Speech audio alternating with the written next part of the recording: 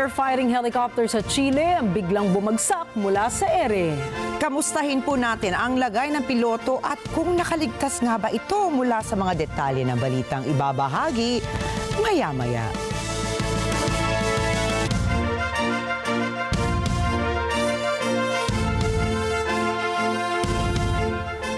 Magandang gabi. Ako po si Rikki Mathay. Ako si Rikki Alagao Flores. Ito ang mata ng Agila International. Para naman sa mga headlines ngayong Huwebes ng gabi. Bagyong Ophel tuluyang humina habang hinahagupit ang Cagayan. Bagyong Pepito papasok na rin sa Philippine Area of Responsibility ngayong gabi. Department of Foreign Affairs pinatawag ang Chinese envoy dahil sa baselines ng Beijing sa Baho de Masinloc. Supreme Court sa Brazil binulabog ng 2 bombing incidents.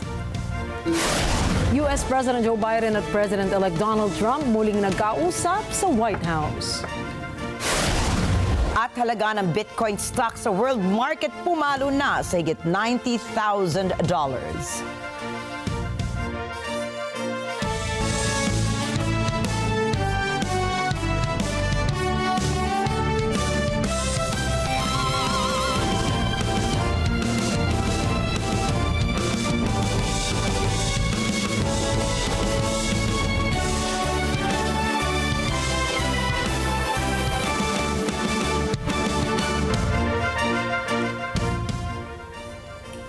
Mula super typhoon ay tuluyang nag-downgrade sa typhoon category ang bagyong Ophel habang hinahagupit nitong Cagayan ayon sa Pag-asa.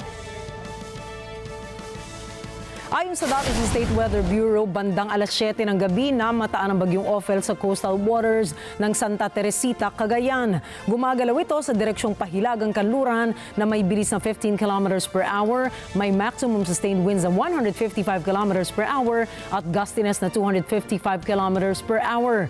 Nakataas ang tropical cyclone wind signal number 4 sa Babuyan Islands at northern and eastern portions ng mainland Cagayan. Signal number 3 sa Batanes, rest of Cagayan, northern portion of Isabela, northern portion of Apayao at northern portion of Ilocos Norte. Signal number 2 sa western and eastern portions of Isabela, rest of Apayao, Kalinga, northeastern portion of Abra, eastern portion of Mountain Province at rest of Ilocos Norte. Signal number 1 naman sa natitirang bahagi ng Isabela, northern portion of Quirino, northern portion of Nueva Vizcaya, rest of Mountain Province, Ifugao, rest of Abra, northern portion of Benguet, Ilocos Sur, northern portion of La Union at northern portion of Aurora. Ayon sa Pag-asa, inaasahang tatahakin ng bagyong Ophel ang daang patungong kanlurang bahagi ng Batanes at susuyurin nito ang daan patungong Taiwan. Samantala, batay sa forecast ng State Weather Bureau, inaasahang papasok sa loob ng Philippine Area of Responsibility si Tropical Storm Manny ngayong Huwebes ng gabi at tatawagin itong bagyong Pepito. Samantala, inihayag ng United Nations o UN na lilikom ito ng $32.9 million bilang tulong sa Pilipinas dahil po yan sa sunod-sunod na mga bagyong tumatama sa bansa.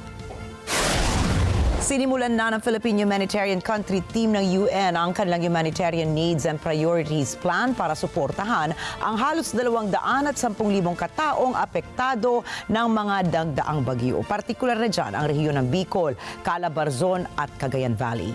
Ang Humanitarian Needs and Priorities Plan ay nakalaan para sa rescue and protection operations sa mga vulnerable groups. Kaugnay nito ay hinimok ng naturang humanitarian team ang mga resource partners na suportahan ng plano upang makalikom para sa nasabing funding. Pinasalamatan naman ni NDRRMC Undersecretary Ariel Nepomuceno ang hakbangin ng United Nations. Sinabi pa ng kalihim na mas papaigtingin pa ng gobyerno ang pagresponde nito sa mga sakuna na tatama sa Pilipinas. Pumalo na sa 176 na milyong piso ang halaga ng tulong na ipinaabot ng Washington para tulungan ang mga biktima ng pananalasa ng Bagyong Christine at iba pang mga kalamidad sa Pilipinas. Ipinaabot ang tulong ng Estados Unidos sa pamamagitan ng U.S. Agency for International Development o USAID. Sinabi ni U.S. Ambassador to the Philippines Mary Kay Carlson, ang naturang halaga ng ayuda ay inilaan ng Washington bilang suporta sa logistics at pagkakaloob ng malinis na tubig, sanitation, shelter at financial aid sa mga residenteng apektado ng bagyo, partikular na sa Bicol at Batangas. Nakalaan din ito sa recovery program ng mga komunidad na labis na naapektuhan ng pagbaha at mga landslide dahil sa sama ng panahon. Ipinatawag naman ng Department of Foreign Affairs o DFA si Chinese Ambassador to the Philippines, Wang Xilian, para ihatid ang diplomatic protest ng Pilipinas sa inihaing baselines ng Beijing sa paligid ng Bajo de Masinloc o Scarborough Shoal.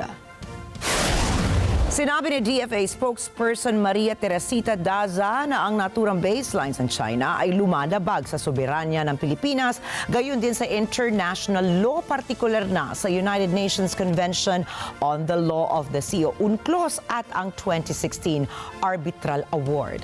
Saad pa ni Daza, walang legal na basihan ang naturang baselines ng China at hindi ito binding sa Pilipinas. Samantala, ipinahayag naman ng Chinese Embassy sa Maynila na sinabi ni Wang sa DFA na gagawa ang Beijing ng kaukulang hakbang upang tiyaking masiguro nito ang kanilang claim sa naturang feature sa WPS. Nakatakdang bumisita sa Pilipinas si United States Defense Secretary Lloyd Austin III next week. Layo ng pagbisita ng Pentagon Chief sa Pilipinas na ipaabot ang kanyang farewell call kay Defense Secretary Gilberto Chodoro Jr. at sa iba pang defense officials sa Indo-Pacific region.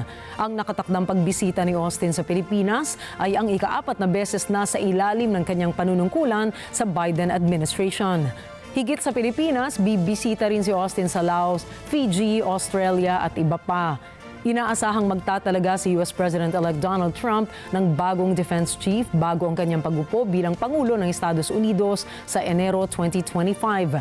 Batay sa pahayag ng kampo ni Trump, itinuturong posible umanong maging defense chief ng administrasyong Trump si Pete Hegseth, isang veteran sa Iraq at Afghanistan War. Nanghinga naman ng pahayag tungkol sa congressional probe kay Rodrigo Duterte. Sinabi ni Pangulong Ferdinand Marcos Jr. na isasama sa investigasyon ng PNP at Department of Justice o DOJ ang testimonya ng dating Pangulo. All of the testimony that was given yesterday really will be taken in and will be assessed to see what in legal terms what is the real meaning and consequence of some of the statements made by PRRD. Now that will result in a case being filed here in the Philippines. We will just have to see. The DOJ will have to make that assessment. Humarap si dating Pangulong Duterte sa Quad Committee probe ng House of Representatives kaugnay sa drug war ng kanyang administrasyon noong Miyerkules. Sa isang bahagi naman ng investigasyon, hinamon niya ang International Criminal Court o ICC na bilisan ang kanilang investigasyon sa umano'y mga crimes against humanity na ginawa umano nito. Dagdag pa sa komento niya, sinabi ni Marcos na hindi na makikipagtulungan ng pamahalaan sa ICC. Subalit, hindi nito pipigilan si Duterte kung nais niyang humarap sa investigasyon ng tribunal. If yun ang gugustuhin ni PRRD, hindi naman kami haharang doon sa mga ICC. Hindi lang kami tutulong. Ngunit kung pumapayag siya na makipag-usap siya o magpaimbestiga siya sa ICC, nasa kanya yun. Wala nang kaming desisyon doon. Matagal nang inuulit-ulit ng Pangulong walang jurisdiction ng ICC sa Pilipinas mula na umalis ang bansa sa Rome Statute noong taong 2019. Gayunpaman, niliraw rin niya nga maaaring obligahin ng pamahalaan na tumulong kung hihilingin ng Interpol ang pag-aresto kay Duterte. As Secretary Remulla has explained before, we have obligations to Interpol and we have to live up to those obligations. And Matatandaang binigyan diin din ng Department of Justice na nananatiling may obligasyon ng pamahalaan na sundin ang mga kondisyon ng pagiging miyembro nito ng Interpol. Inilabas nila ang pahayag na ito kaugnay ng mga ulat na maaaring humingi ng tulong ang ICC sa Interpol upang makakuha ng jurisdiction sa drug war ni Duterte. Arestado ang 3 dayuhan matapos ang isang insidente ng pamamaril na ikinasugat ng isang Chinese national sa Parañaque noong Miyerkules ng umaga. Naganap ang insidente sa Barangay Don Galo kung saan binaril ang biktima na kasalukuyang ginagamot sa isang ospital sa Pasay.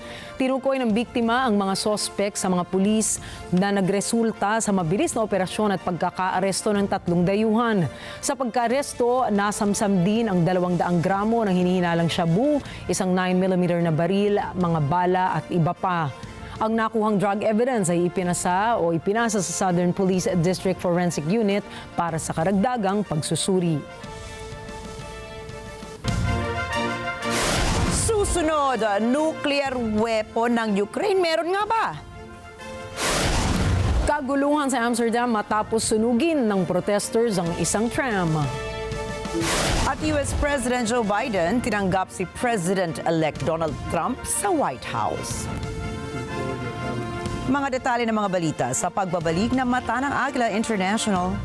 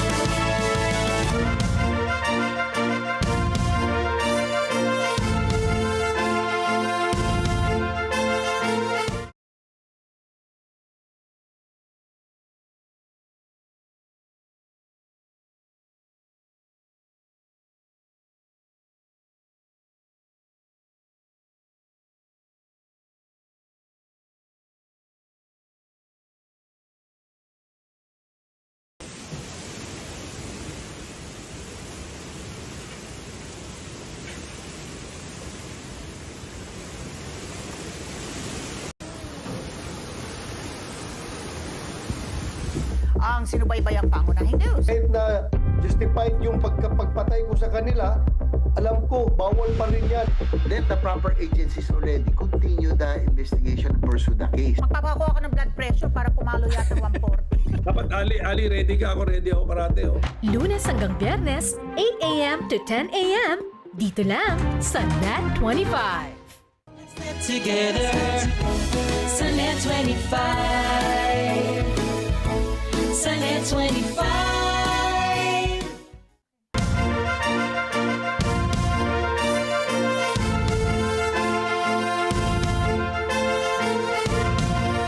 Ipinatigil ang Korte Suprema ng India ang tinatawag na bulldozer justice o pag-demolish ng mga bahay doon dahil lamang sa ang may-ari nito ay akusado sa isang krimen.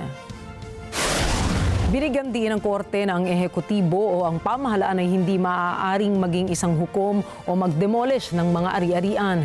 Anila, the chilling sight of a bulldozer demolishing a building reminds one of lawlessness where might was right. Naglabas din ng guidelines ang korte gaya ng obligado ang mga otoridad na magbigay muna ng 15 araw na abiso sa isang nakatira bago nito i-demolish ang umano'y illegal na ari-arian. Inatasan din ito ang mga otoridad na bigyan ng sapat na panahon ang mga maaapektuhan ng demolition na umalis ng bahay o i-challenge ang demolition order. Dapat ding ipaliwanag sa abiso ang mga dahilan ng demolisyon at kung hindi tumugon ang akusado sa abiso sa loob ng 15 araw, maaaring ituloy ng mga otoridad ang pag-demolish ng bahay. Ngunit dapat ay kunan nila ng video ang demolition process. Nagbabala rin ng Korte Suprema na ang paglabag sa mga guidelines na ito ay magiging katumbas ng contempt of court. Ang desisyong ito ng Korte ay tugon sa mga petisyon na humihingi ng hustisya laban sa mga otoridad na ginagamit ang demolisyon bilang isang parusa laban sa mga akusado o nahatulan ng mga krimen sa India. Ayon sa lokal na ulat, illegal construction ang sinasabing dahilan ng mga otoridad, ngunit para sa mga experts, walang logic o legal justification ng bulldozer justice na ipinatutupad ng pamahalaan. Bilang bahagi ng Indo-Pacific Endeavour ay nagsagawa ng joint combat drills ang Australia at ang Indonesia. Ito rin po ang pinakamalaking joint military drills ng dalawang bansa sa kasaysayan. Ang 4-day military exercises na ito ay sinalihan ng 2,000 Marines at infantry personnel. Ayon kay Australian Amphibious Task Force Officer Chris Duarte, ang exercise carries Woomera ay isang kapanapanabik na pagkakataon upang makipagtulungan ang Canberra sa mga partners ito sa Indo-Pacific region. Ipinamalas na magkabilang panig ang kanilang tank, artillery at attack helicopter skills sa live fire exercises. Bukod dito, magsasanay din sila ng joint landing operations at non-combatant evacuation na magagamit nila sa panahon ng kalamidad o krisis sa Indo-Pacific. Sinabi ni Indonesian President Prabowo Subianto na ipagtatanggol niya ang soberanya ng kanyang bansa matapos tanungin tungkol sa issue ng South China Sea. Ito ay matapos bigyan din ng kanyang foreign ministry na hindi kinikilala ng Indonesia ang mga pang-aangkin ng China sa South China Sea sa kabila ng paglagda sa isang maritime deal kasama ang Beijing noong nakaraang linggo. Sa kabila ng kanyang komento, ipinaliwanag ni Prabowo na maninindigan ang kanyang administrasyon sa pagsunod sa isang non-aligned foreign policy. Anya, hindi naghahanap ng alitan o gera ang Indonesia, kundi partnership at kooperasyon sa lahat ng bansa. Isang katahimikan ang bumalot ngayon sa buong South Korea dahil halos kalahating milyong mag-aaral doon ang sumabak sa 8 oras na college entrance exams. Hindi umano biro ang exams na ito na kung tawagin ay Shunyong, ang Korean abbreviation para sa College Scholastic Ability Test. Kung bakit ang isang mag-aaral na Shunyong passer ay tiyak na mababago ang buhay dahil matatanggap siya sa mga top universities sa South Korea na siyang magiging daan upang makakuha ng magandang trabaho at mataas na social status. Hindi lamang mga mag-aaral o mga magulang ang naghahandap para sa exams na ito dahil maging mga otoridad ng South Korea ay iniingatan ang kapakanan ng mga exam takers. Mahigit 10,000 pulis ang dineploy sa daan. Ang iba ay inatasang asikasuhin ng mga estudyante sa oras ng emergency. 156 na flights ang nare-schedule. Bawal muna ang construction work sa tabi ng mga testing sites. Bawal din ang magbusina sa daan para hindi maistorbo o maingayan ang mga nag-e-exam. Bukod po dito, bawal din daw kantahin o patugtugin ang ilang pop songs. Ayon sa local reports, bawal umano ang kantang APT ni na Bruno Mars at Rosie, Go Go ng BTS at Ring Ding Dong ng SHINee. Baka raw kasi mawala sa focus ang ilang estudyante kapag narinig ang mga catchy pop songs na ito. 먼저 수능이 지금 보는 게 모든 고등학교 4학년이 그렇게 처음이기 때문에 굉장히 떨리긴 하고요. 그리고 제 나름대로 준비를 많이 했기 때문에 기대 또한 되는 것 같습니다. 우선 첫째 아이라서 어떻게 될지 너무 떨리고 저부터 떨리고 그리고 주변 사람들이 응원을 너무 많이 해주시다 보니까 그 기대에 좋은 결과를 부응했으면 좋겠습니다. Sa huling pagkakataon ay magkikita sina US President Joe Biden at Chinese leader Xi Jinping sa sidelines ng Asia-Pacific Economic Cooperation o APEC Summit. Tumanggi si US National Security Advisor Jake Sullivan na kumpirmahin ang petsa kung kailan mag-uusap ang dalawang lider. Ngunit inaasahan ng mga analysts na pag-uusapan ng dalawa ang gusot sa pagitan ng Washington at ng Beijing. With respect to his meeting with President Xi, I don't expect him to pass messages. Obviously, President Trump, when he comes into office, will have his opportunity to engage directly with President Xi. But I will observe that transitions are uniquely consequential moments in geopolitics. They're a time when competitors and adversaries can see possibly opportunity because you have this change in government here. And so part of what President Biden will communicate is that we need to maintain stability, clarity, predictability through this transition between the United States and China. And he will also really reinforce the point that in order for us to manage this competition responsibly going forward, we have to sustain over the long term the channels of communication at every level, particularly the military to military. Isang briefing paper ang nagulat na posibleng makadevelop ng isang nuclear weapon ang Ukraine.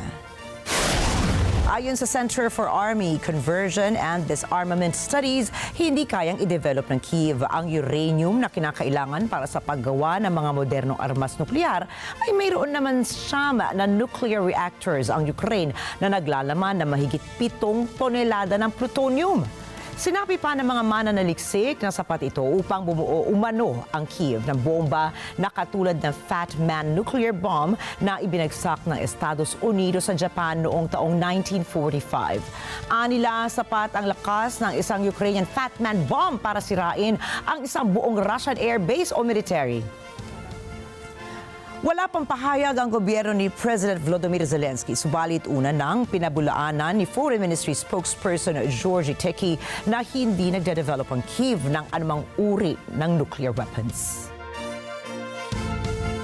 Samantala, inaresto ng lokal na pulisya ang mga nagprotesta sa Amsterdam noong Miyerkules sa kabila ng pagban ng pamahalaan sa protesta na ipinatupad matapos ang karahasan mula sa isang football match. Mahigit 100 protesters na may dala ng bandila ng Palestine ang sumisigaw na Amsterdam is saying no to genocide at free Palestine sa gitna ng kabisera ng Netherlands. Ngunit sa kabila ng payapang pagpoprotesta, humantong ito sa kaguluhan ng magsimulang manira ng mga pampublikong infrastruktura ang ilang mga nagprotesta, kabilang ang pagsunog sa isang tram. Makikita sa footage ang may dalang mga pamalo at mga firecrackers ang mga nagpoprotesta. Di nagtagal, pinalibutan ng mga pulis na naka-riot gear ang grupo at agarang nilinis ang lugar, habang ang iba naman ay mabilis na pinatay ang umaapoy na tram. Mahigit 60 tao ang arestado at 5 ang kasalukuyang ginagamot sa ospital. Dalawang bomba naman ang sumabog sa harapan ng Korte Suprema ng Brazil. Agad na dumating ang mga pulis at hinarangan ng kordon ang lugar kung saan nangyari ang pagsabog. Natagpuan sa crime scene ang isang lalaki na kinilala ng mga pulis na si Francisco Wanderly Luis. Ayon sa otoridad, posibleng si Luis ang sospek bilang natagpuan sa mga tabi nito ang mga explosives. Nakalaban din ni Luis ang dating Pangulo ng Brazil na si Jair Bolsonaro. Wala nang iba pang nasugatan sa nasabing insidente. Nangako si Hezbollah Chief Naim Kassem na kanilang tatalunin ang Israel. نحن لن نبني توقع وقف العدوان على حراك سياسي ولن نستجدي لإيقاف العدوان. سنجعل العدو هو الذي يسعى إلى المطالبة بوقف العدوان.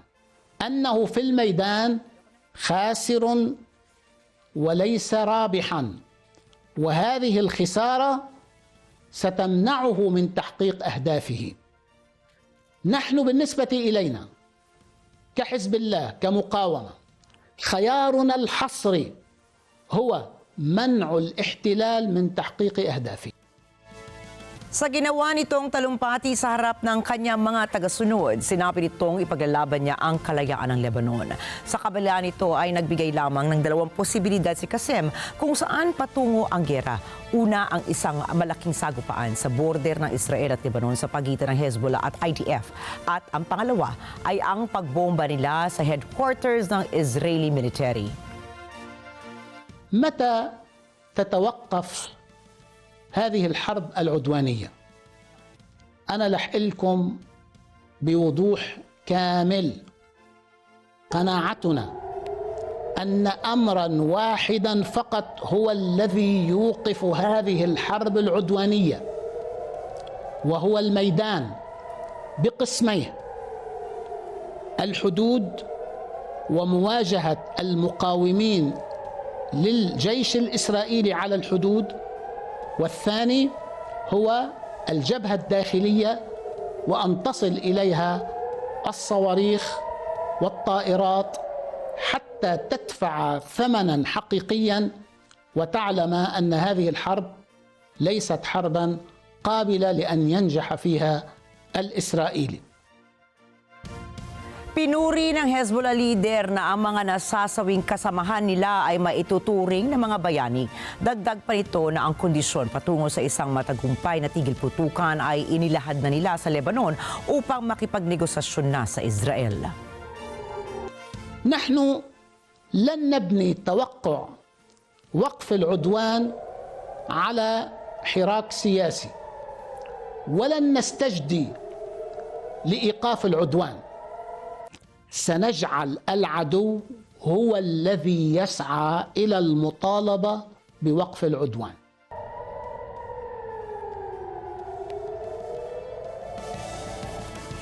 Nagbabala ang hepe ng UNRWA na isang buong henerasyon ng Palestinian sa Gaza Strip ang mawawalan ng karapatan sa edukasyon. Ito ay niya ay kung guguho ang United Nations Palestinian Relief Agency ng UNRWA sa Gaza sa ilalim ng bagong Israeli legislation. Alamin natin ang mga detalye mula kay Ashley Sakmar. Noong Oktubre, nagpasa ng bagong batas ang Israeli Parliament na haharangin ng UNRWA na gumawa sa Gaza. Ito ay magsisimula sa katapusan ng Enero. Ayon kay UNRWA Commissioner General Philippe Lazzarini, kung ipatutupad ito, malasakon ng resulta ang mangyayari. In Gaza, dismantling UNRWA will collapse the United Nations humanitarian response, which relies heavily on the agency infrastructure. Glaringly absent from discussion about Gaza without UNRWA is education. Palestinians value education highly. It is the only asset from which they have not, until now, been dispossessed. In the absence of a capable public administration or state, only UNRWA can deliver education to more than 660,000 girls and boys across Gaza. In the absence of UNRWA, an entire generation will be denied the right to education. Their future will be sacrificed, sowing the seeds for marginalization and extremism. Muling hinimok ni Lazzarini ang UN member states na umaksyon upang huwag maipatupad ang batas na ito ng Israel. Ang UNRWA ay itinatag noong 1949 matapos ang giyera kaugnay ng pagkakatatag ng Israel isang taon bago ito. Dulot nito ang aid, kalusugan at edukasyon sa milyon-milyong Palestinians sa Gaza, sa West Bank at Syria, Lebanon at Jordan. Ashley Sakmar para sa Mata ng Agila International, trusted, connected, on point. Nakatakda pong mag-inaugurate si Chinese President Xi Jinping ng isang megaport sa Peru sa Huwebes sa pagbisita nito para sa Asia-Pacific Economic Cooperation Forum. Ang Chancay Megaport ay isang proyektong nagkakahalaga ng $1.3 billion na majority-owned ng Chinese shipping giant na COSCO. Magbibigay ng malaking papel ang proyektong ito sa ekonomiya ng mundo sa bahaging ito ng desert coastline ng Peru. Gayunpaman, sinalubong ng pagdududa mula sa mga mahihirap na residente ang development na ito. Sinasabi nilang ipinagkakait nito sa kanila ang fishing spots na ginagamit nila at wala pang economic benefits ang naibibigay nito sa mga residente. Sa kaugnay na balita, nagpahayag si UNRWA Chief Philippe Lazzarini na handa siyang makipagtulungan sa bagong administrasyon ng Estados Unidos. Si Chantal Santos para sa karagdagang detalye. Sa ilalim ng administrasyon ni US President Joe Biden, inilarawan nito ang tungkulin ng UNRWA sa Gaza bilang indispensable o kailangan-kailangan. Subalit sa Enero, ilang araw matapos manumpa si US President Donald Trump, ipapatupad na ang batas ng Israel ukol sa pagharang sa UNRWA na gumawa sa Gaza. Kung ibabase sa unang termino ni Trump ang pakikitungo nito sa Israel ngayon, malamang ay mas solido pa ang suportang ibibigay nito kumpara sa Biden administration. Nang tanungin si Lazzarini kung lalapit ito kay Trump, isang direktang oo ang isinagot nito. Balat ng optimismo ang pahayag ni Lazzarini at sinabing kasama ng bagong administrasyon ay panibagong mga oportunidad. We are in a new situation. Obviously, it's an understatement. In every new situation, we might see also new opportunities. To which extent is it realistic to talk about a two-state solution?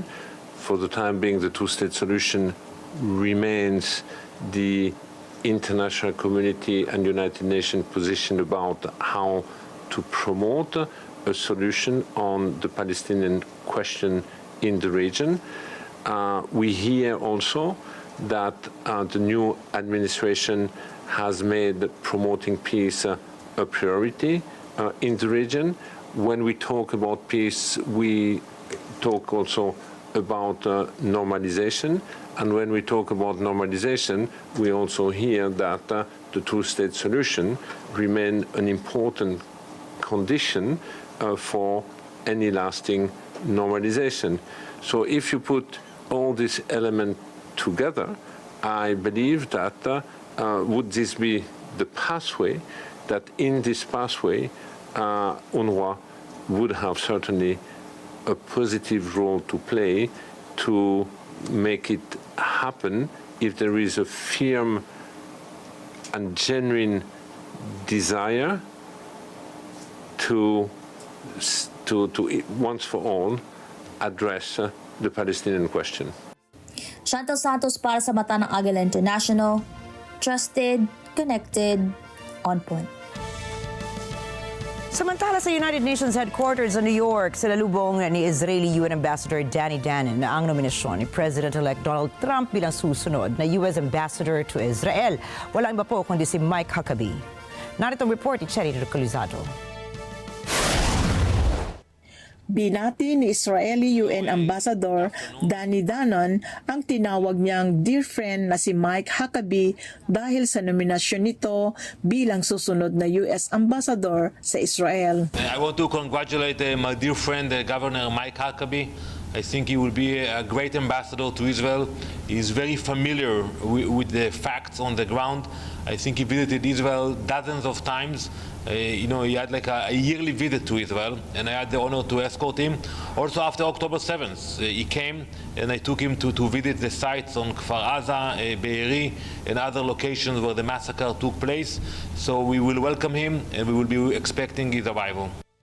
Noong Martes, inanunsyo ni Trump ang nominasyon nito para kay Arkansas Governor Mike Huckabee bilang ambassador to Israel. Si Huckabee ay isang pro-Israel conservative at maaaring maghudyat ng US policy para sa kaguluhan sa gitnang silangan. Naging tahasan ang suporta ni Huckabee sa Israel sa buo niyang karera sa politika.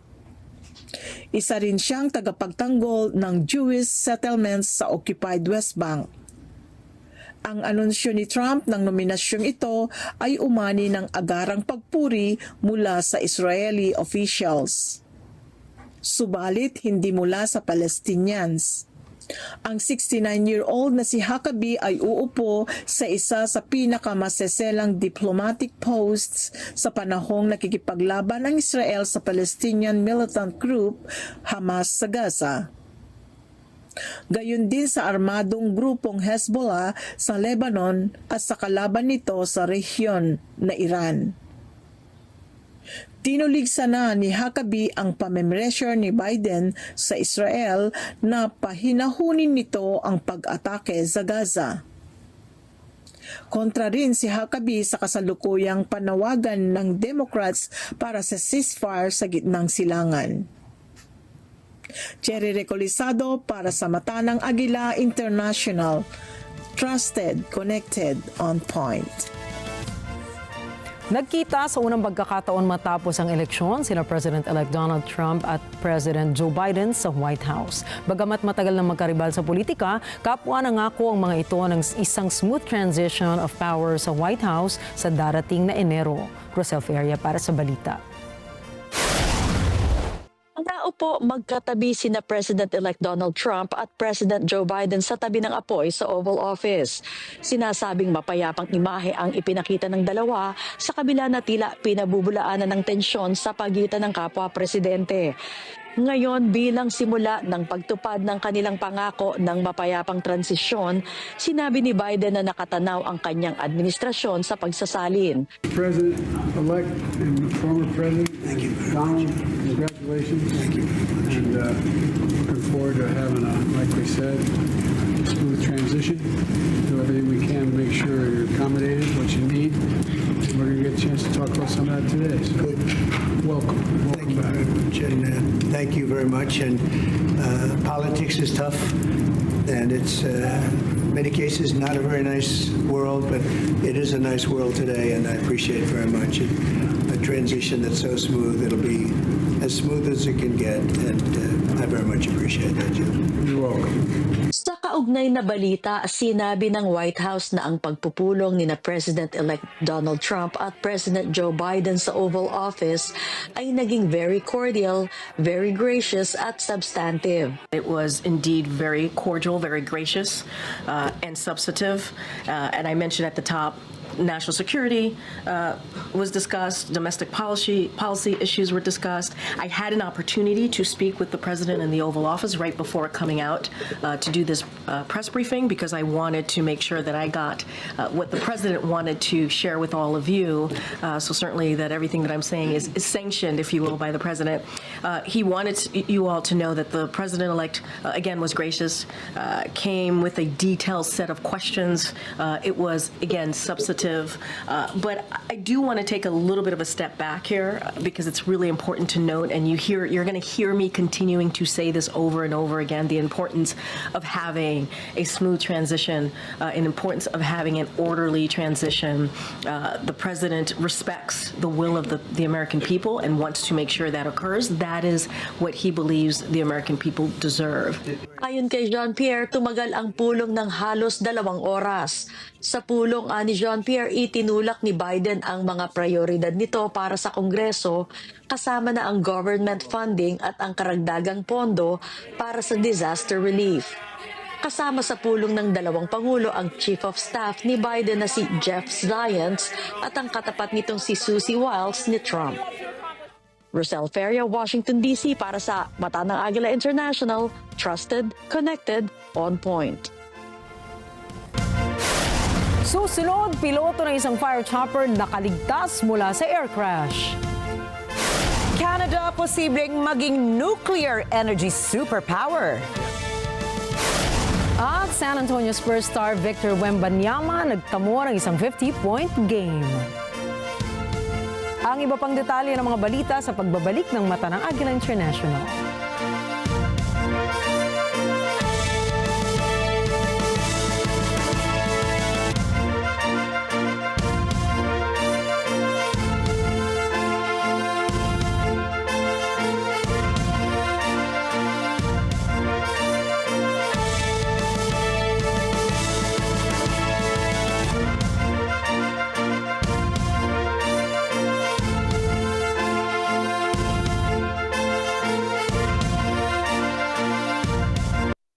Alam namin ang iyong pagsisikap.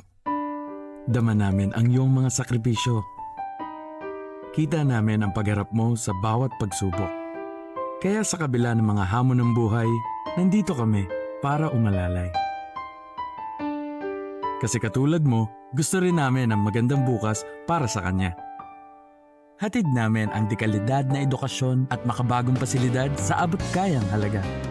Kaya huwag ka na mangamba. Sasamahan ka namin tuparin ang mga pangarap niya.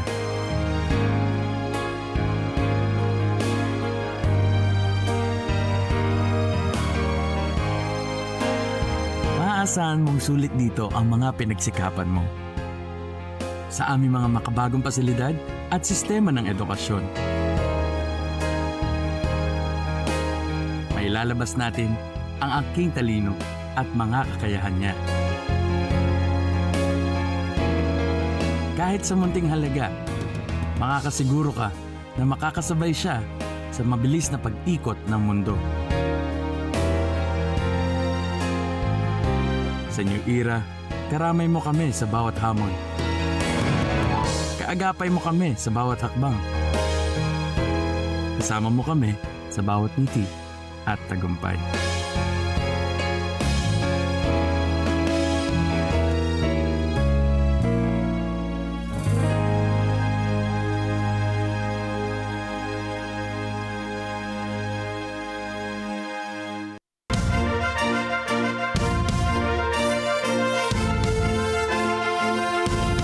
Nasagip ang 2 katao matapos gumuho ang isang tulay sa Crimea. Ayon sa ulat, nagtamo ng sugat ang driver ng truck at isang SUV matapos maipit mula sa debris ng gumuhong tulay. Isinugod naman sa paggamutan ang 2 nasaktan sa insidente. Inihayag sa lokal na ulat na sinabi ng mga nakasaksing sa insidente na gumuho ang tulay dahil sa bigat ng truck na dumaan ito. Pansamantalang isinara ang daan sa lugar para sa clearing operations.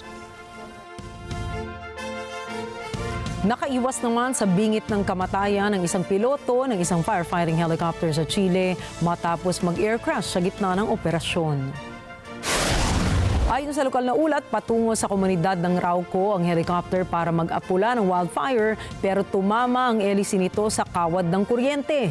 Dito na nawala ng kontrol ang pilotong kinilala na si Luis Abel Colovati. Mabuti na lamang at agad itong nakatalon mula sa kanyang cockpit bago mag-crash ang kanyang sinasakyang chopper. Makikita sa video ng ilang sandali bago ang air crash. Nagtamo lamang ng minor injuries sa katawan si Colovati at kasalukuyang nagpapagaling sa ospital. Kamuntikan na pong malunod ang isang driver ng SUV matapos mahulog ang sasakyan nito sa isang swimming pool at matrap sa loob nito. Kita sa body cam footage ng Phoenix Police Department ang pagsagip nila sa driver.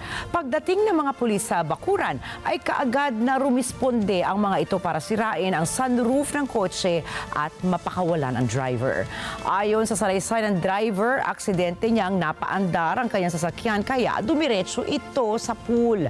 Binigyan naman ng paunang lunas ang driver at nasa mabuti ng kalagayan. Lubos na pinag-iingat ng lokal na pamahalaan ng Pasadena ang lahat ng residente dito matapos makitang pag-alagala ang 2 black bears. Ayon sa lokal na ulat, namataan ang 2 oso malapit sa basurahan ng Crescenta Valley High School. Agad namang ipinag-utos ng school district officials ang isang shelter-in-place lockdown malapit sa naturang eskwelahan. Pinayuhan na rin ang lahat ng huwag munang lumabas ng gusali para sa kanilang kaligtasan. Sa kabila nito ay tuloy pa rin ang normal na schedule ng klase sa lugar. Kasalukuyan namang hinuhuli ang 2 hayop ng mga otoridad. Sa New York, nagdiwang po ang mga taga New York ng Veterans Day. Isang malaking parada na military personnel na nagmarcha sa 5th Avenue ng Manhattan. Narito ang report mula kay Bernhard Gonzaga. Dating kilala bilang Armistice Day, kinikilala ng parada ang lahat ng US veterans at active duty members. Sinabi ni Colonel Daniel Celoto kung sino-sino ang ipinagdiriwang sa araw na ito at kung bakit mahalagang kilalanin sila. Unlike Memorial Day, where we remember those that made the ultimate sacrifice, today we remember everyone that raised their hand and took the oath to defend the nation, whether they served in combat or in office. We were all in the same starting position. We raised our hand somewhere and said, I will put on the uniform of my country to defend it against all enemies. So we remember everyone today that took that step. Ang petsa 11 ng Nobyembre ay batay sa araw kung kailan nagwakas ang gyera noong 1918. At sa paradang ito ngayong Veterans Day, hindi nakaligtas ang kontemporaryong politika. Well, we had a pretty exciting election, so we just have to see that the country takes a turn for the right. I think the most important thing for me is taking care of our veterans and keeping our military strong so we can defend ourselves in case anything ever happens. Bernhard Gonzaga para sa Mata ng Agila International. Trusted, connected, on point.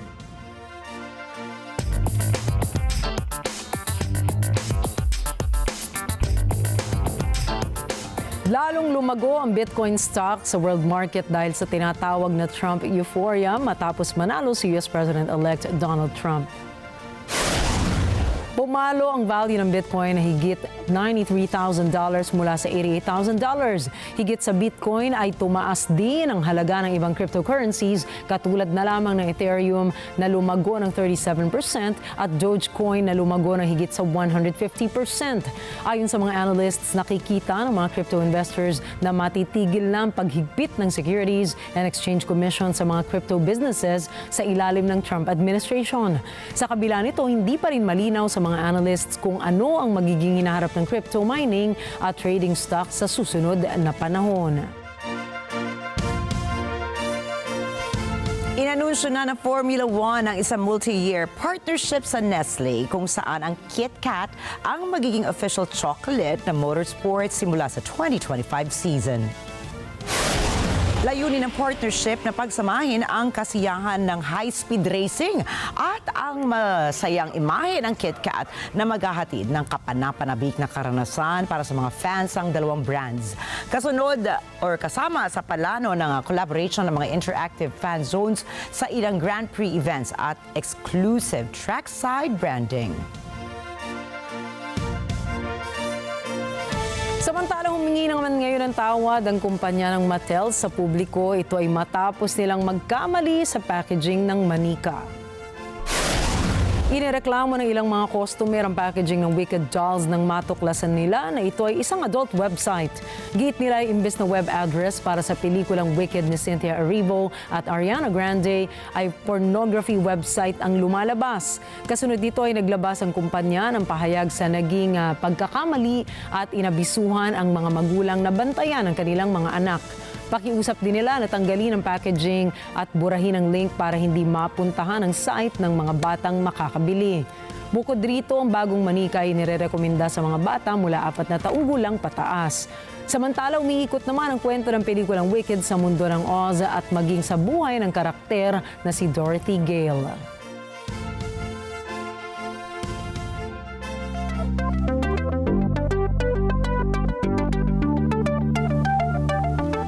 Upang masolusyonan ang climate crisis na nararanasan ng buong mundo, maraming kumpanya ngayon ang nag-iisip na gamitin ang uranium bilang alternative source ng nuclear energy.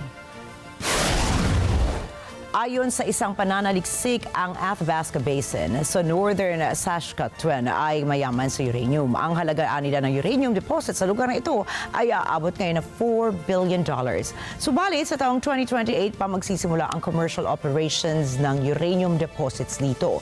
Paliwanag ng researchers kung papayagan na ng state regulator ang pagmimina ng uranium sa Athabasca Basin ay posibleng maging pinakamalaking producer ng uranium sa buong mundo ang Canada at maging pangalawa na lamang ang Kazakhstan. Ang uranium ay karaniwang ginagamit ng mga nuclear power plants para sa nuclear fission.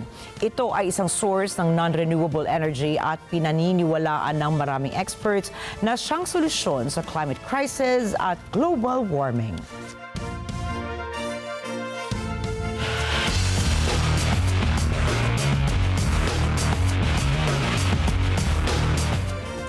Isa na naman po nga big night for the big men ang naganap ngayon sa NBA kung saan nagtala ng career high 50 points si San Antonio Spurs star Victor Wembanyama laban sa Washington.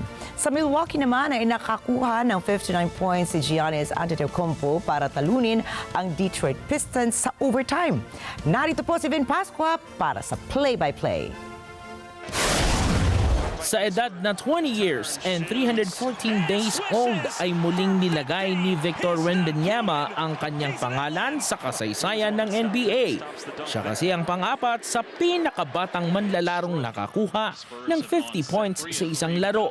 Kasunod lamang ni Brandon Jennings, LeBron James at Devin Booker. Nagdala siya ng isang malakas na shooting performance kung saan nagtamo siya ng 18 for 29 from the field shooting kasama na rin ng 8 3 points para makuha ang 50 points. Sinundan pa nito ng napakagandang stat line na 50 points, 6 rebounds, 3 blocks at 2 assists para palanunin ang kanyang kampo laban sa Washington Wizards. Sa parehas na araw na ibinalita ng Spurs office na nagpapagaling si head coach Greg Popovich mula sa isang mild stroke. Natabo na naman niya ang 42-point performance ng Wizard guard na si Jordan Poole para makuha ang panalo ng Spurs 139, Wizards 130.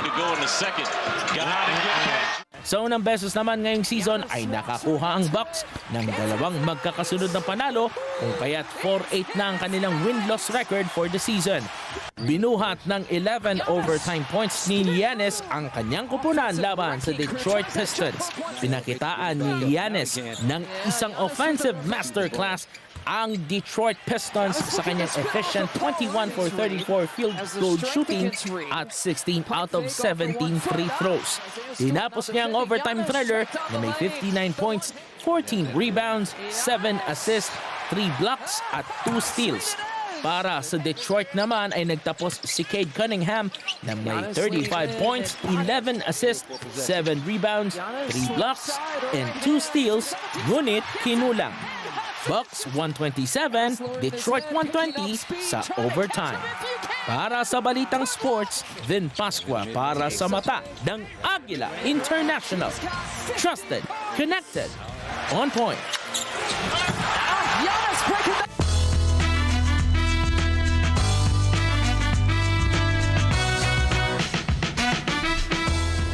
Nako, acting era na ba? Dahil mapapanood ngayon sa inilabas na teaser ng White Lotus Season 3 ang miyembro ng Blackpink na si Lisa. Ikinatuwa ng mga fans na makita si Lisa sa trailer ng palabas kung saan ay kapansin-pansin ang kanyang karakter bilang resort manager na si Mook. Makikita rito masaya at masigla niyang pagbati sa mga bisita ng resort kasama na ang ibang tauhan. Sinabi naman ni Lisa na bagamat bago para sa kanyang pag-acting ay hindi ito nalalayo sa paggawa niya ng mga music video. Ayon sa direktor ng White Lotus ay dapat abangan ang mas malaki at nakababaliw na mga pangyayari sa Season 3. Samantala, nakatakdang ilabas sa susunod na taon ng White Lotus Season 3 kung saan ay makakasama ang mga artista na sina Natasha Rothwell, Jason Isaacs at Amy Lou Wood.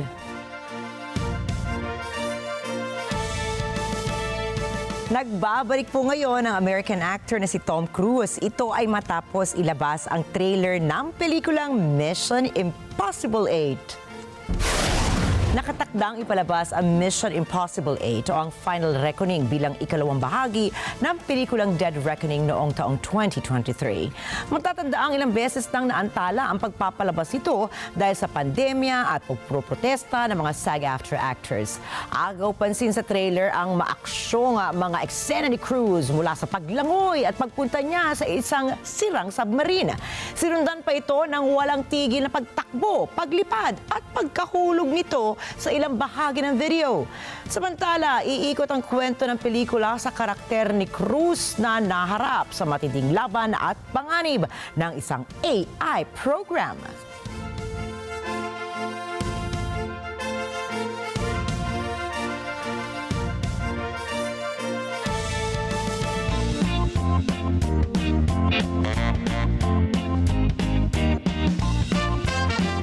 At noong Martes, nabili na ang Aga Can Emerald sa halagang $8.8 million sa Christie's sa Geneva.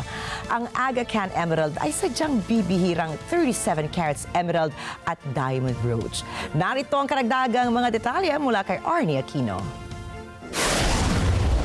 Ang brooch na ito ay regalo ni Prinsipe Aga Khan sa kanyang bride na si Nina Dyer noong 1960. Namatay si Dyer 5 taon pagkalipas ng kasal at noong 1969, nasaksihan ni Francois Curiel ang pagbenta ng Christie's sa brooch sa Van Cleef & Arpels. Si Curiel ang chairman ngayon ng Christie's Europe. At sa ikalawang pagkakataon sa loob ng 55 taon, pina-auction muli ang Aga Khan Emerald sa Christie's Magnificent Jewel Sale. Ito ay ine-estimang nasa 6 hanggang 8 milyong dolyares. Cette émeraude est extrêmement rare, d'abord par sa taille, 37 carats. Des émeraudes 2, 3, 4, 5, 8 carats, même 10 carats, je ne vous dis pas que c'est courant, mais enfin on en trouve. Une émeraude de 37 carats, très difficile à trouver, surtout quand elle est de grande qualité. Et celle-là est presque pure. C'est une émeraude de Colombie, c'est une des meilleures mines pour les émeraudes. Elle n'est pas trop verte, elle n'est pas trop légère, elle n'est pas trop foncée. Elle brille énormément et elle est presque pure. Donc, si vous voulez, c'est une échelle, quand une échelle de 1 à 10, 10 étant le plus beau, c'est une 9,9 pour pas vous dire 10. Dagdag ni Curiel, napakahirap humanap ng 37 carats na emerald lalo na't mataas ang kalidad nito. Ang Aga Khan Emerald ni Curiel ay halos puro. Ayon kay Curiel, ito ay galing sa Colombia na isa sa pinakamahusay na minahan ng emeralds. Hindi masyadong berde, hindi rin masyadong madilim, kumikinang ng matindi at halos puro. Ang emerald na ito, kung gagraduhin ni Curiel, ay nasa 9.9 out of 10. Arnie Aquino para sa Mata ng Agila International. Trusted, connected, on point. Nako, mahirap mampaniwalaan ay naibenta ngayon ang painting ng isang humanoid robot sa halagang $1.32 million. Tinawag ng artist na Aida ang painting na siyang kauna-unang artwork na may kaugnayan sa artificial intelligence. Nagmula naman ang pangalan nito sa Ada Lovelace na kilala bilang unang computer programmer. Dagdag pa rito ay pagpapakita ng magandang koneksyon sa pagitan ng teknolohiya, arts at AI. Binansagan din ito bilang AI painting na nagpapakita sa larawan ng isang ama sa modern computing na si Alan Turing. Bukod rito ay tampok din sa auction ng mga gawa ng generative artists na gaya ng Xcopy, Pac at Rikki Anadol. Mas gusto ko pa rin yung painting ninyo na Rikki, Alagao, Flores. Ako, inaabangan, napapressure ako. Ito na nga, pag-uwi magpipinta ako, Rikki. Diba? Para meron ka ng gawa ko. Pero grabe, no, lahat na talaga. Diba, parang kaya na kaya ni AI. Tsaka hindi lang yun, parang nalulula ako dun sa fact na lumelebel na rin siya sa presyo ng mga gawang kamay ng totoong tao. Grabe, diba? Tingnan mo nga si Tom Cruise nga sa Mission Impossible, ang kalaban niya AI din. Diba? Kasi yun na talaga very relevant to the times. Yes. Speaking of relevant times, gusto lang po natin magsabi sa mga kababayan natin dyan sa Cagayan. Agan-anad kayo amin idta, lalo na sa aking mga kababayan Ida Gonzaga, kin idta Santa Ana. Ako, napakalala nga ng nagaganap sa kanila. One of my relatives said, it's the worst flooding that they have seen in Gonzaga. Siguro nga daw kasi sunod-sunod yung mga bagyong dumarating sa kanila, kaya hindi na kaya ng lupa. Sana makapagpahinga naman sila. Oo, diba? Totoo yan. Pero yun na nga, magpapaabot tayo ng tulong sa Parangkaya. Kausap ko nga yung mga kaibigan ko na sana merong drop-off dito sa Metro Manila para sa mga volunteers na maghahatid ng tulong sa Cagayan. But yan, so abangan nyo po ang mga updates ng balita nga natin pambalita sa ating Net25 social media platforms, Facebook po namin at YouTube. At tandaan po na narito naman kami ni Nina mula Lunes hanggang Biyernes para maghatid ng balita sa anumang dako ng mundo. Muli ako po si Rikki Mathay. Ako si Nina Rikki Alagao Flores. Ito ang Mata ng Agila International. Para sa mga balitang nangyari sa iba't ibang panig ng mundo, punta naman tayo kay Alma Angeles para sa Mata ng Agila World News. Take it away, Alma.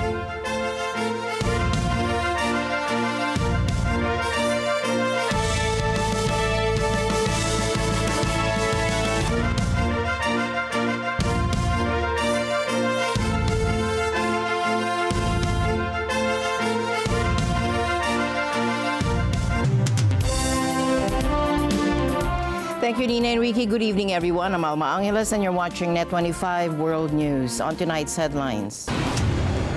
President Marcos Jr. confirmed today that the testimonies of former President Duterte will be considered in the ongoing investigation into extrajudicial killings during his administration's war on drugs. That is the DOJ's responsibility to continue to examine all bits of comments, of statements, of testimony, and eventually of evidence to see that that justifies a case to be filed.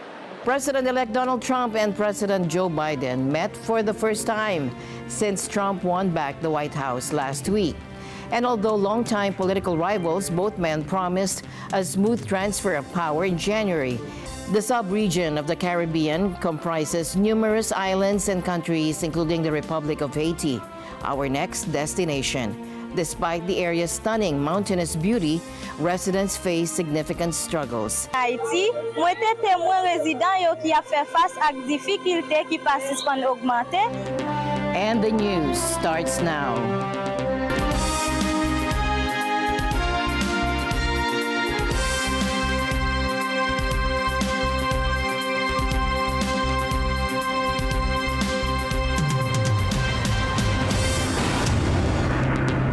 President Marcos Jr. confirmed today that the testimonies of former President Duterte will be considered in the ongoing investigation into extrajudicial killings during his administration's war on drugs.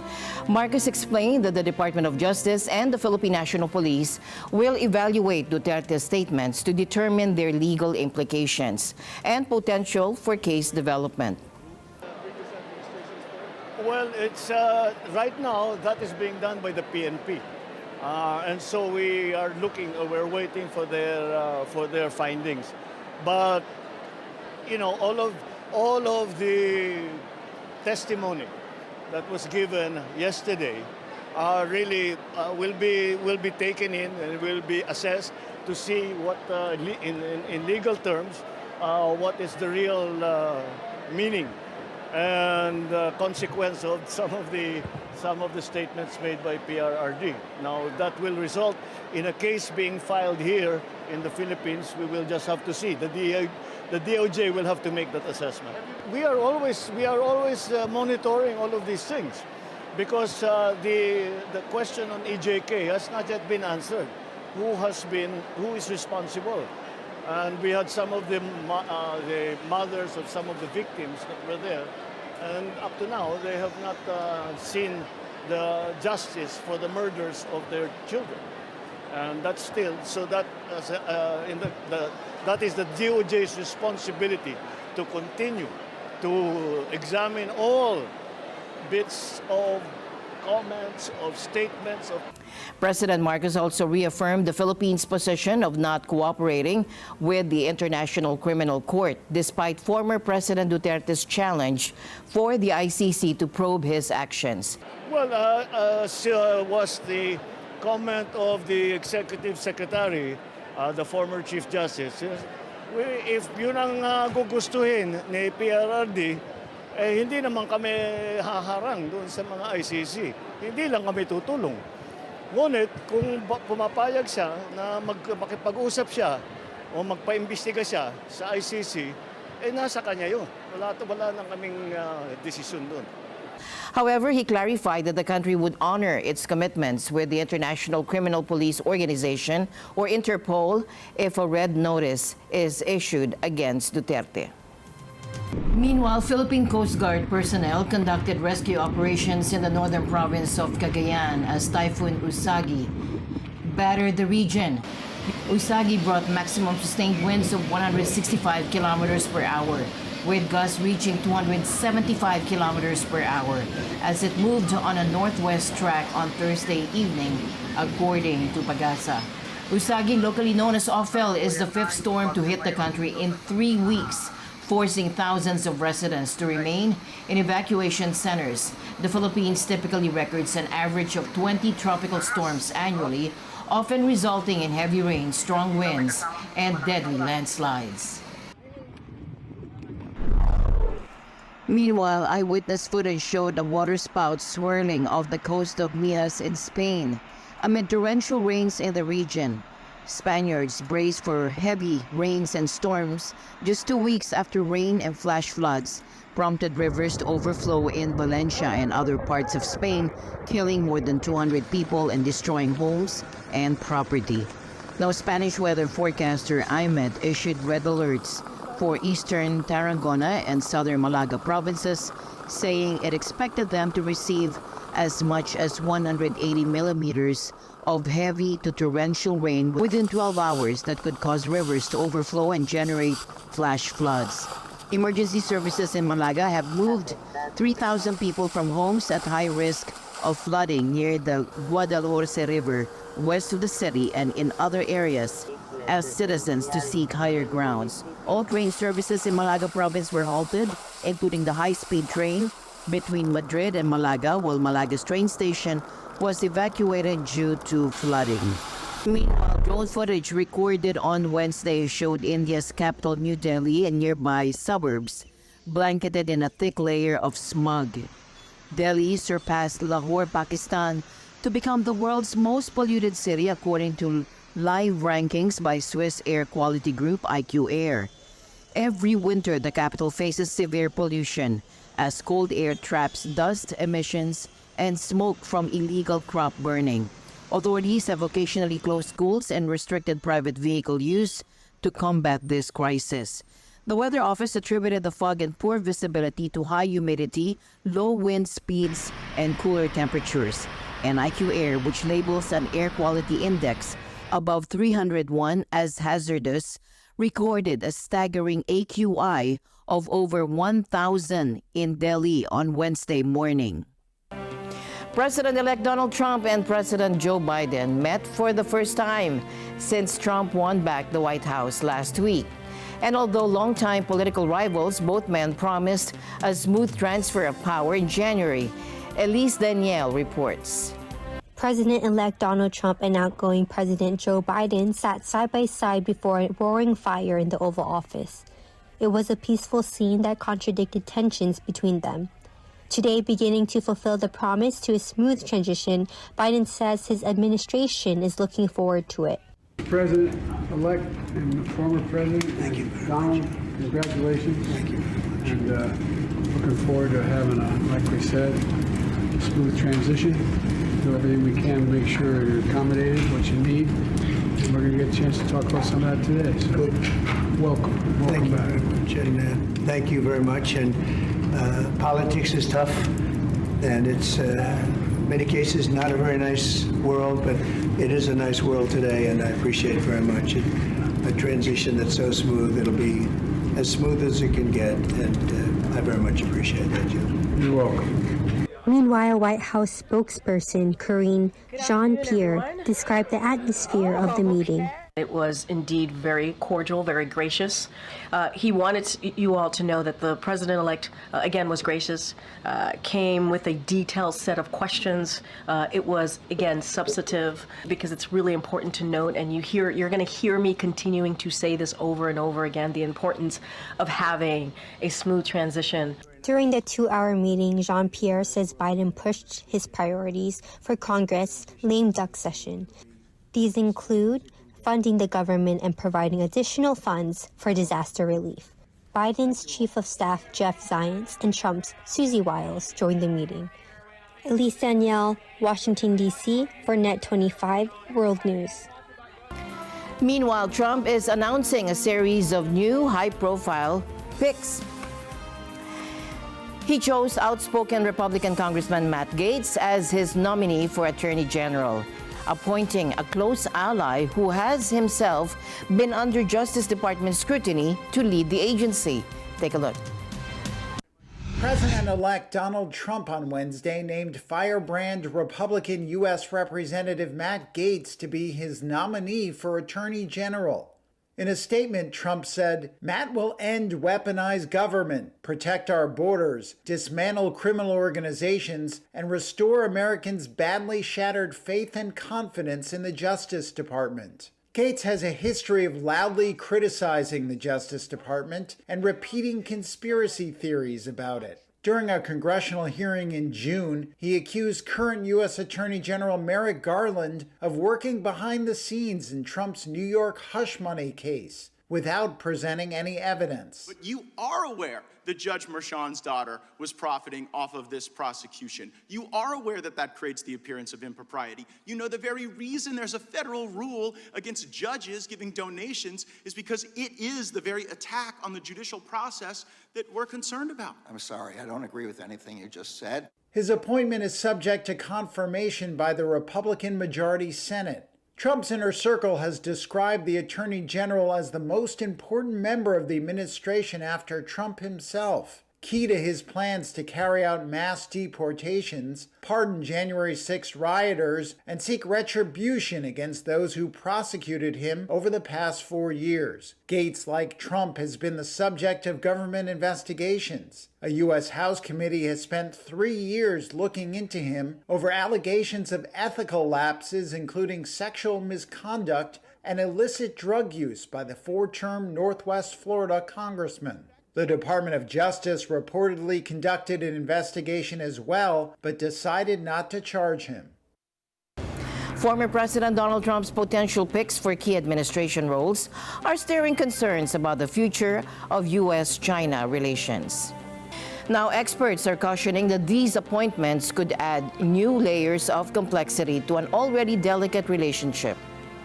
Among the names floated, Marco Rubio as Secretary of State stands out, especially in Beijing.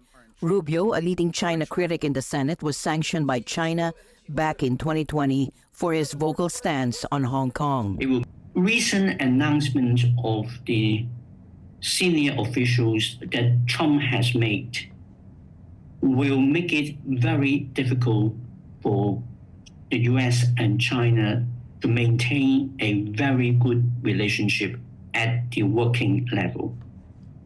If people like Marcus Rubio is confirmed as the Secretary of State for the United States, then it will pose a significant challenge for China, not least because China will have to lift its sanctions against Rubio. Otherwise, they cannot talk to the US Secretary of State, which is simply not an acceptable situation for either country to be in. But even if they are able to do that, conversations between Rubio and Wang Yi are not going to be easy. And here we are not just looking at one single senior US official at the working level engaging with China. We have a whole range of other appointments, whether we're talking about on the trade side, with Robert Lighthizer being named by Trump as well. With such diplomatic shifts, Chinese President Xi Jinping might feel pressured to adjust his strategy. Rather than following conventional channels, he may look to establish a more direct rapport with Trump himself. I think what we are going to see as a result is that the Chinese government are likely to put Xi Jinping to engage directly with Donald Trump much more than has happened under the Biden administration.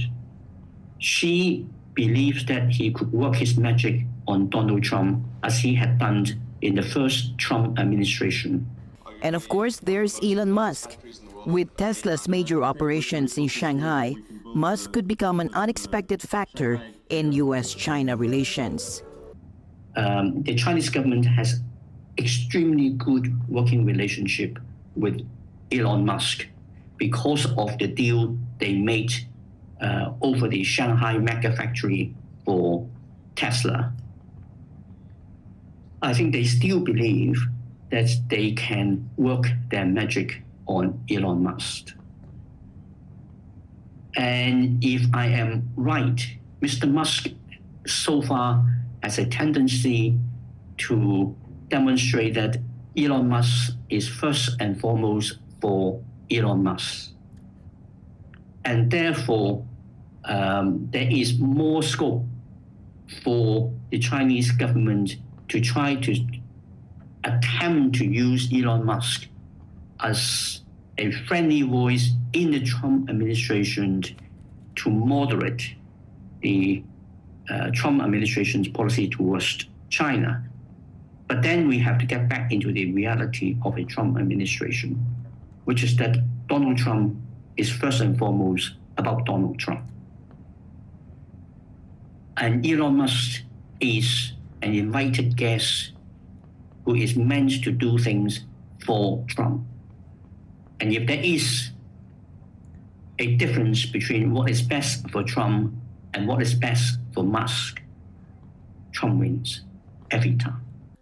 On trade, experts say Trump's hardline approach to China is unlikely to ease even with Musk's connections. Oh, I think tariff and a much tougher trade approach towards China under the second Trump administration is a given. I mean, whatever you think about Donald Trump, most of the time he does what he says.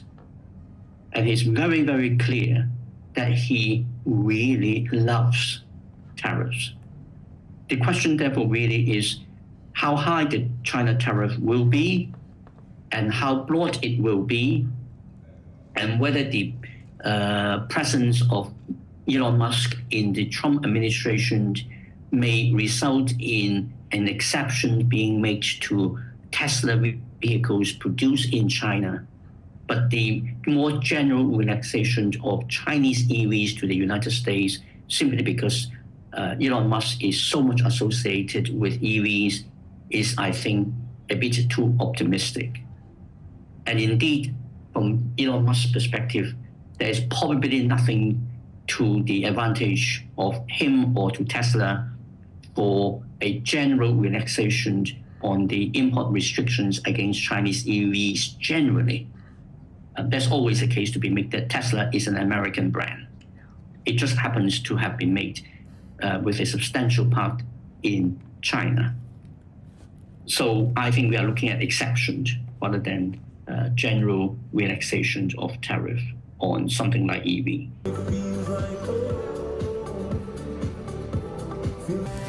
And in a major shift, after 18 years, the U.S. Senate will soon be led by a new Republican leader.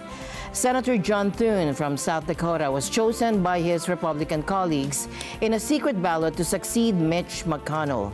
Now, Thune has already signaled the Senate's intent to thoroughly review and confirm Trump's nominees. The Senate, designed by the founders to give voice to the minority, will continue to uphold this principle under Thune's leadership. Well, I mean, the Senate, as you know, is by the founders' design, a place where the minority has a voice in our process, and we will do the job that the founders intended us to do in the United States Senate, and that the American people intend us to do. And that, right now, after this mandate election coming out of the American people, is to work with this president on an agenda that unwinds a lot of the damage of the Biden-Harris-Schumer agenda and puts in place new policies that will move our country forward in a different direction.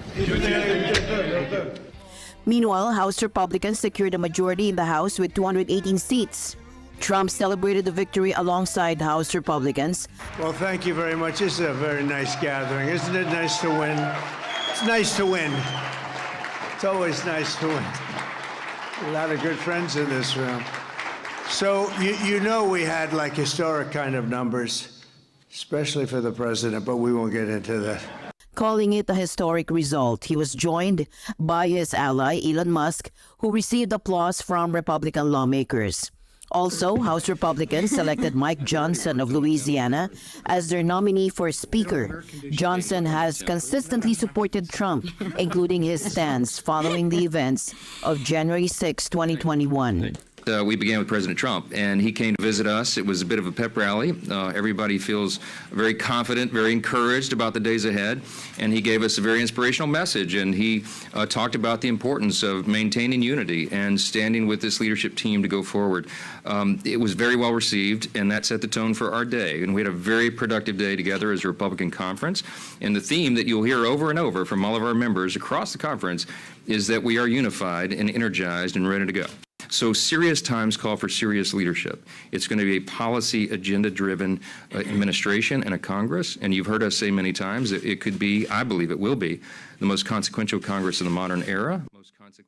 Could Donald Trump be the driving force behind Bitcoin's latest bull run?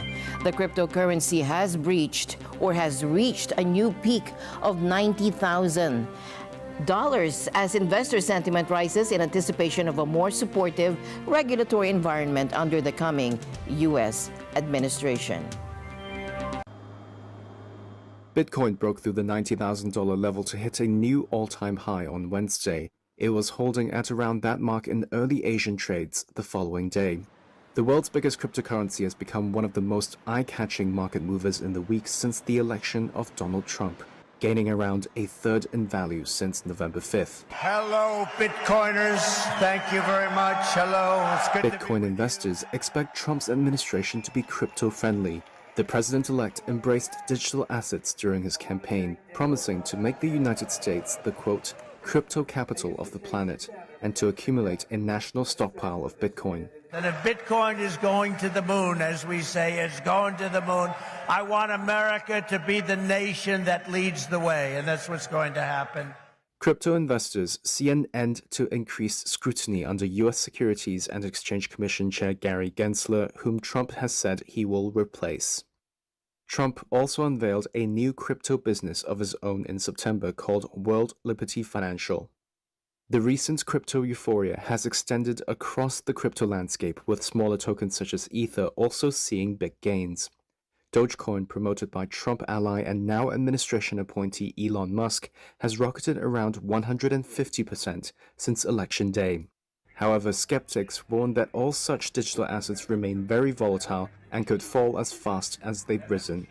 So when we think about Bitcoin, it's talking to a value manager, it's something that we kind of rejected for years, but we are starting to see more of a legitimacy of Bitcoin. If you think about it as an alternative to the US dollar, which most people think of it as. And so, one of the big concerns is that the US has been overspending. And so, it does still hold that position as the reserve currency, but what are the alternatives? Traditionally, it's been gold. And now we have digital gold with Bitcoin. So I think if you think about the election and the Trump administration, they've kind of given it even more legitimacy. And we've seen a huge rally. Bitcoin had gone sideways for most of this year. And you always feel a little bit concerned deep down. You don't want this just to be animal spirits.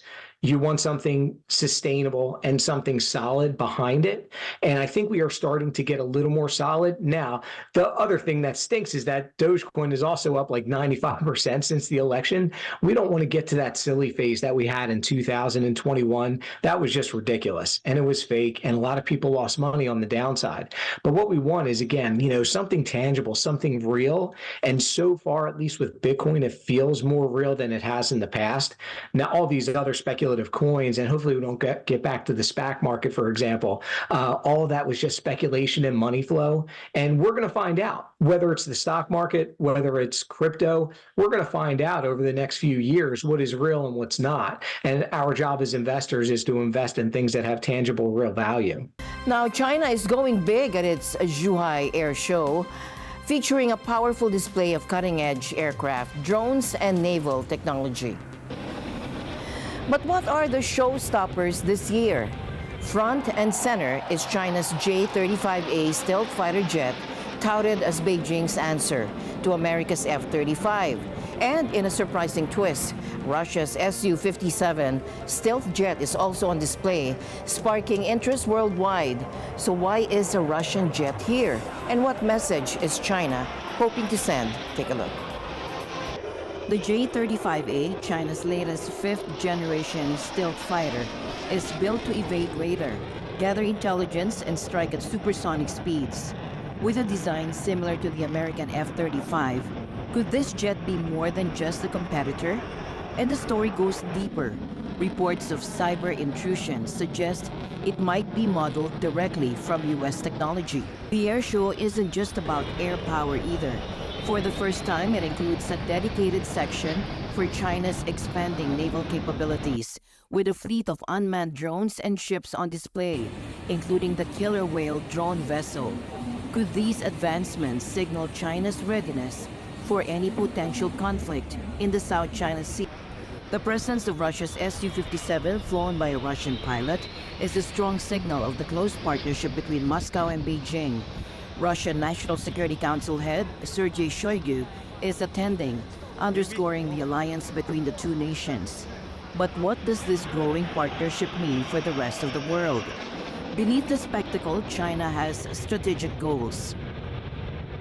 Holding just 5.8% of the global arms market, compared to the US's 42%, could China emerge as a significant global arms supplier?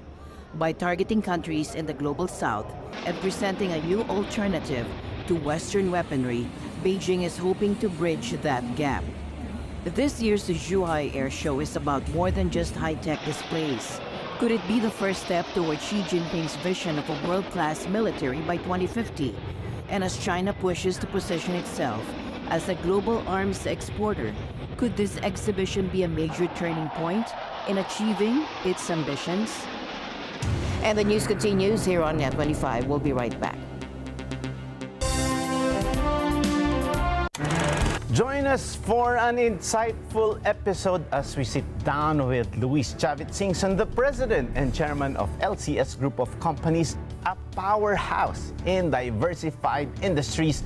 Discover how LCS built its expansive portfolio and learn valuable strategies for MSMEs looking to scale, diversify, and innovate.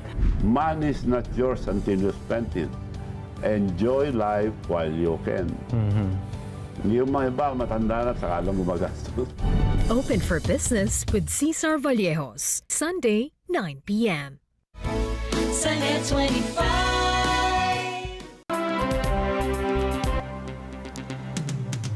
The sub-region of the Caribbean comprises numerous islands and countries, including the Republic of Haiti, our next destination. Despite the area's stunning mountainous beauty, residents face significant struggles. Let's discover how the Church of Christ was able to help. Mary Milka Joseph gives us that report.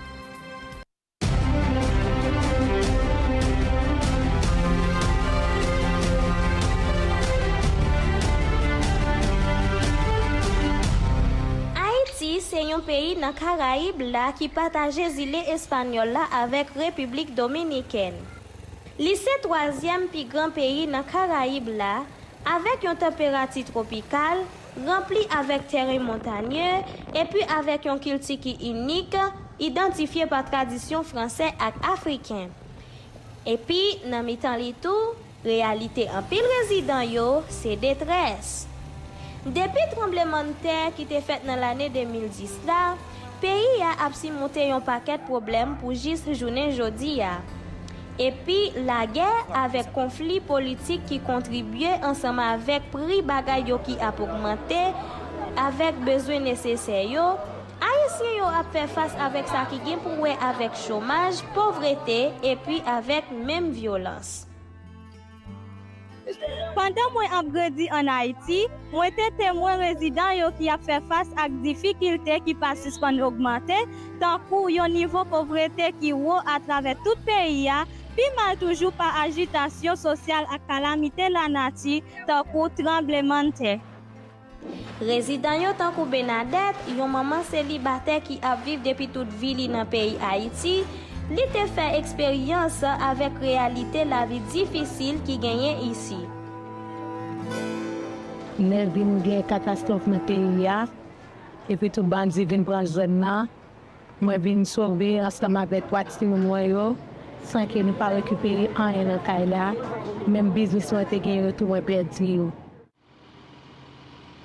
Si moun pas à l'école, moun pas capable sortir.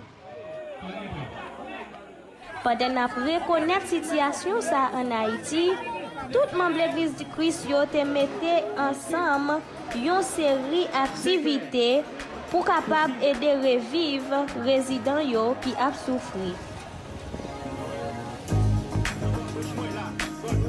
Dans Grand Wave, une commune qui est située dans le sud-ouest pays Haïti, des centaines de paquets étaient remplis avec du riz, l'huile, avec l'autre qualité manger qui pas péri et distribué. Pour yo capable bailler plus la vie avec résidents yo, tant que Bernadette, pour yo te capable joindre assez pour yo manger dans jour qui te gen pour venir. Pour moi te sentir content que me en joie parce que même l'état a moyen pour manger. Félix Manalo Fondation fait un pile victoire concernant soins pour l'humanité. Je merci, il bien parce que ça s'est acheté pour m'acheter. Dans le moment, je moi. Je me sens très bien. Parce que moi, pas de gain, moi, recevoir, moi, content. C'était un cadeau, on m'a dit que c'était un cadeau que je joint, qui était une satisfaction pour moi.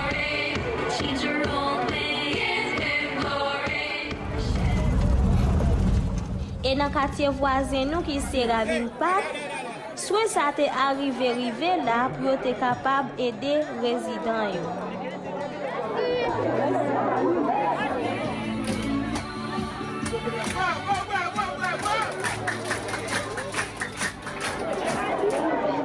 Vraiment dit pour aider un peu le grand goût et puis manifeste pour être voué pour le peuple là, c'est un bel jet pour l'église là. Parce que il y a d'autres églises qui ne font pas ça. Faire offrande l'église du Christ, ils prennent, ils occupent, à faire même l'église là. C'est ça que moi je dis bon Dieu merci pour le cas pour servir la vie frère Edouard de Manalo, pour bon Dieu qui protéger dans tout ça l'a fait, bon Dieu béni.